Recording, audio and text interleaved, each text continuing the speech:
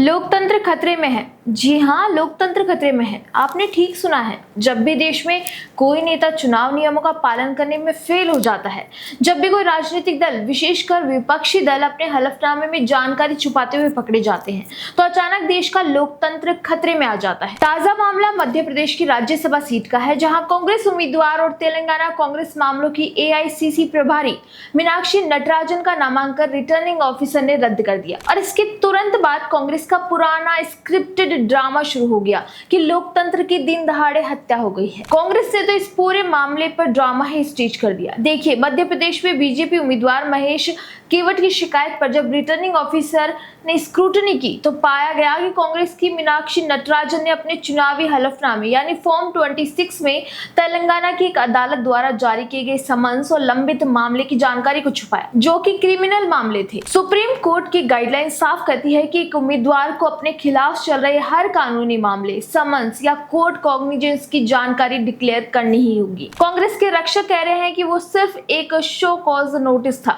कोई एफआईआर नहीं थी। लेकिन कानून की समझ रखने वाले जानते हैं कि अगर कोर्ट ने किसी मामले का संज्ञान लिया है और आपको लिखित जवाब दाखिल करना पड़ा है, तो उसे छुपाना चुनावी नियमों का सीधा वायलेशन है। लेकिन कांग्रेस ने इस कानूनी गलती पर आत्ममंथन करने के बजाय क्या किया? उन्होंने डेटा और नैरेटिव को फ्रेम करना शुरू कर दिया। कांग्रेस नटराजन के नामांकन रद्द का ठीकरा मोदी सरकार और ईसीआई पर फोड़ रही है और कह रही है कि उनको अपने अधिकार के लिए विरोध प्रदर्शन करना पड़ रहा है। पर रुकिए, अभी कुछ ही देर में ये तस्वीर साफ हो जाएगी कि कांग्रेस की बातें और विरोध प्रदर्शन दोनों प्लानिंग के तहत स्टेज किए गए हैं। जरा कांग्रेस के इस गंभीर विरोध प्रदर्शन की टाइमलाइन देखिए, जिससे साफ होता है कि न्याय की लड़ाई नहीं बल्कि सिर्फ एक फोटो ऑप था। कल शाम 7:30 बजे कांग्रेस खुद मीडिया को दिल्ली में चुनाव आयोग के गेट पर इकट्ठा होने का न्योता देती है। शाम 7:34 पर मीडिया को बुलाने के सिर्फ 4 मिनट बाद कांग्रेस ईसीआई को एक ईमेल भेजती है और उसी रात 9 बजे मिलने का समय मांगती है। रात 7:30 से 9 बजे तक केसी वेणुगोपाल, जयराम रमेश, भूपेश बघेल और सचिन पायलट जैसे दिग्गज कांग्रेस नेता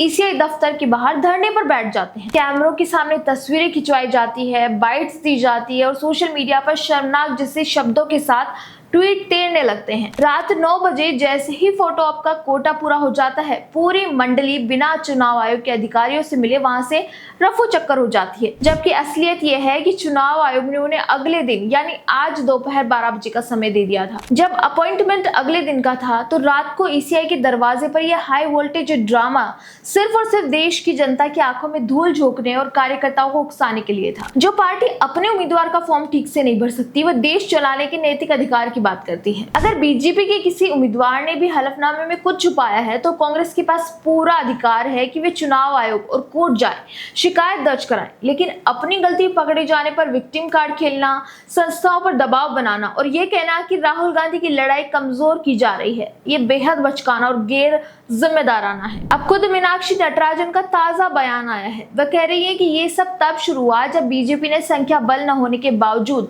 तीसरा उम्मीदवार उतार दिया। वे लोकतंत्र को कुचलना चाहते हैं। ये सिर्फ एक सीट की बात नहीं है, ये राहुल गांधी द्वारा लड़ी जा रही आइडिया ऑफ इंडिया की बड़ी लड़ाई है। वाह, क्या शानदार स्क्रिप्ट है। लेकिन मैडम, इस पूरे लंबे चौड़े भाषण में आपने देश को ये क्यों नहीं बताया कि आपने अपने चुनावी हलफनामे में क्रिमिनल मामले की जानकारी क्यों छुपाई? क्या हलफनामे में जानकारी छुपाने के लिए भी बीजेपी ने आपका हाथ पकड़ रखा था? इस पूरे मामले में कांग्रेस के इकोसिस्टम की सबसे बड़े सिपहसार राजदीप सरदेसाई ने ट्वीट करके चुनाव आयोग की निष्पक्षता पर सवाल उठा दिए। राजदीप ने झारखंड का एक पुराना एग्जाम्पल देते हुए कहा कि झारखंड राज्यसभा चुनाव में बीजेपी समर्थित निर्दलीय उम्मीदवार परिमल नथवाणी को तकनीकी कमियां सुधारने के लिए अगले दिन तक का टाइम दिया गया। क्या वही नियम यहाँ लागू होगा? क्या चुनाव आयोग न्यूट्रल एम्पायर की भूमिका निभाएगा? राजदीप जी, थोड़ा तो कानून पढ़ लिया कीजिए। देश की जनता को गुमराह करने से पहले सुप्रीम कोर्ट की गाइडलाइंस देख लेते।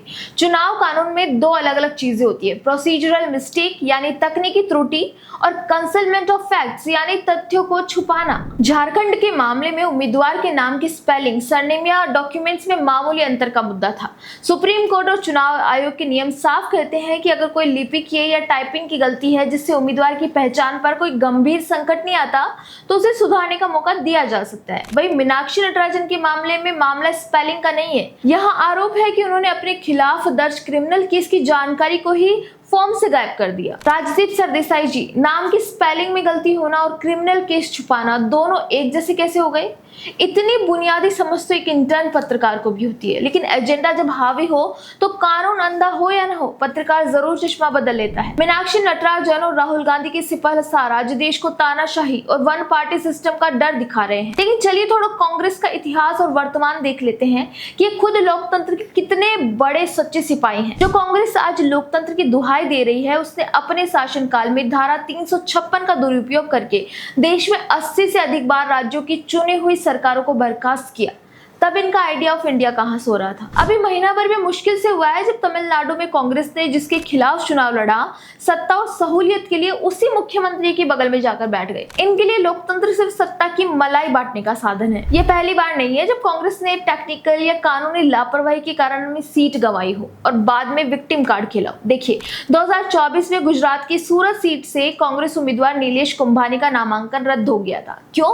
क्योंकि उनके 3 प्रस्तावकों ने हलफनामा देकर कहा कि नामांकन फॉर्म पर किए गए उनके सिग्नेचर उनके असली सिग्नेचर नहीं है। प्रस्तावक गायब हो गए और सिग्नेचर फर्जी पाए गए, इसीलिए आरओ ने पर्चा खारिज कर दिया, जिसके बाद बीजेपी उम्मीदवार निर्विरोध जीत गए। तब भी कांग्रेस ने इसे लोकतंत्र की हत्या बताया, जबकि गलती उनके अपने उम्मीदवार की थी। 2019 में आंध्र प्रदेश विधानसभा चुनाव में कांग्रेस उम्मीदवार गोमा कल्याणी का नामांकन जांच के दौरान खारिज कर दिया गया। उन्होंने अपने हलफनामे में नो ड्यू सर्टिफिकेट और सरकारी बकाये की सही जानकारी नहीं दी थी, साथ ही फॉर्म के कई कॉलम खाली छोड़ दिए थे। 2016 से 18 के बीच मध्य प्रदेश और राजस्थान में स्थानीय निकाय और राज्यसभा चुनाव के दौरान भी कई राज्यों में कांग्रेस के डमी या मुख्य उम्मीदवारों के फॉर्म सिर्फ इसीलिए खारिज हुए क्योंकि उन्होंने फॉर्म ए और फॉर्म बी पर अधिकृत हस्ताक्षर नहीं करवाए या टाइम लिमिट खत्म होने के बाद फॉर्म जमा किए। मध्य प्रदेश की छतरपुर विधानसभा चुनाव में कांग्रेस के घोषित उम्मीदवार का फॉर्म आखिरी वक्त पर इसलिए खारिज हुआ क्योंकि उन्होंने लाभ के पद या सरकारी ठेकों से जुड़े हलफनामे में गलतियां छोड़ दी थी। ऐसे मामलों में रिटर्निंग ऑफिसर बिना किसी राजनीतिक भेदभाव के कानूनन फॉर्म रिजेक्ट करने के लिए बाध्य होते हैं। जब खुद से नियम टूटते हैं और जब प्रशासन और नियमों के तहत कार्रवाई करता है तो उसे लोकतंत्र की हत्या का नाम दे दिया जाता है। मीनाक्षी नटराजन मामले में भी कानून अपना काम कर रहा है, लेकिन कांग्रेस सिर्फ सुर्खियां बटोरने में व्यस्त है। देश के प्रधानमंत्री नरेंद्र मोदी आज लोकतांत्रिक तरीके से चुनकर सबसे लंबे समय तक सेवा करने वाले प्रधानमंत्रियों की सूची में शामिल हो रहे हैं, क्योंकि जनता नियम और गंभीरता को चुनती है। और दूसरी तरफ कांग्रेस है जो अपने उम्मीदवार का फॉर्म तक ठीक से नहीं भर पाती और जब पकड़ी जाती है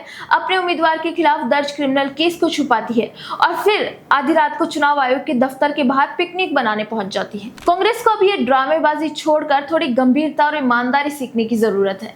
नियम सबके लिए बराबर है, चाहे वह बीजेपी हो या कांग्रेस या कोई और पार्टी। इस पूरे मुद्दे पर आपकी क्या राय है, हमें कमेंट सेक्शन में जरूर बताएं। वीडियो पसंद आए तो चैनल को लाइक, शेयर एंड सब्सक्राइब करना ना भूलें।